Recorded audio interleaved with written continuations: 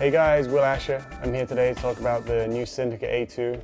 It's a new ski for 2011. It's been quite the process. It started out back in 2008 when we came out with the Syndicate A1. Release date of the ski was the US Masters. I took that title, and right after the event, sat down with Dave and said, hey, you know what? We're gonna start working on A2. So we had the best performing ski we've ever created at HO. But we just took our time. We just broke it down and we figured out what we wanted to do to make it better. And then what we came out with was just kind of the best things of the A1, but then we kind of took the things we weren't too sure, we didn't like about it, and we just nailed it on the A2. So the Syndicate A2 is really an evolution of the A1. A ski that was right in so many ways, and a ski that more or less changed the way we think about water skis and had a large influence on a lot of the water ski shaping that's been done since. A key feature of the A2 is the tail design, or the tail concave.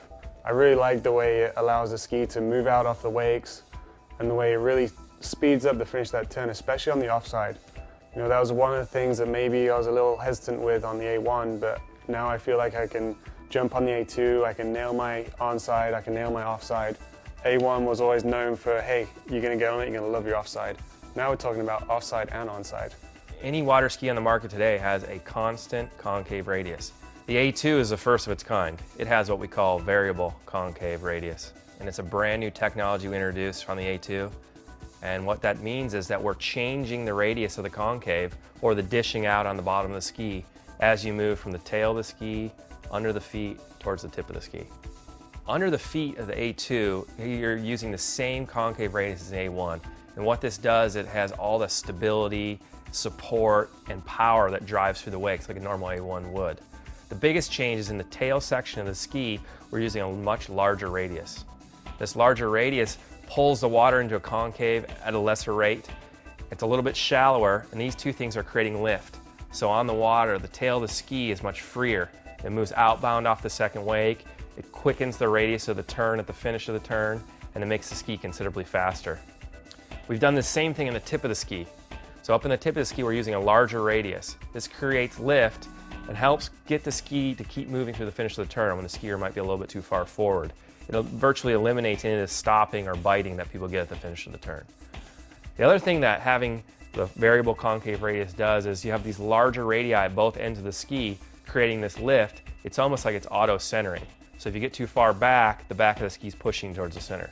If you get too far forward, the front of the ski is pushing to the center. So you take an A1 that was already probably the most stable ski on the market and just increase its stability even one level further, while increasing the speed and having a tighter, quicker turn. One thing that really impresses me about HO is their attention to detail.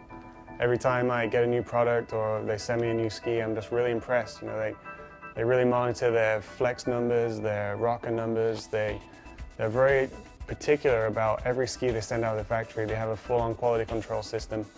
But what that really narrows down to is that when I get my ski out of the box, I know it's going to be the one for me.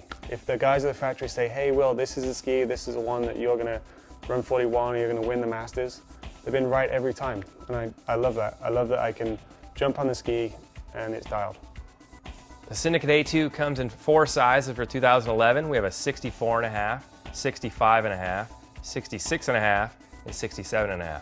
And really what we try to do is build a ski size for every type of skier out there. So in our case, we have April Coble riding a 64.5, Marcus Brown riding a 65.5, Will Asher riding a 66.5, and Bob LaPointe rides a 67.5. So we've got a ski for everyone.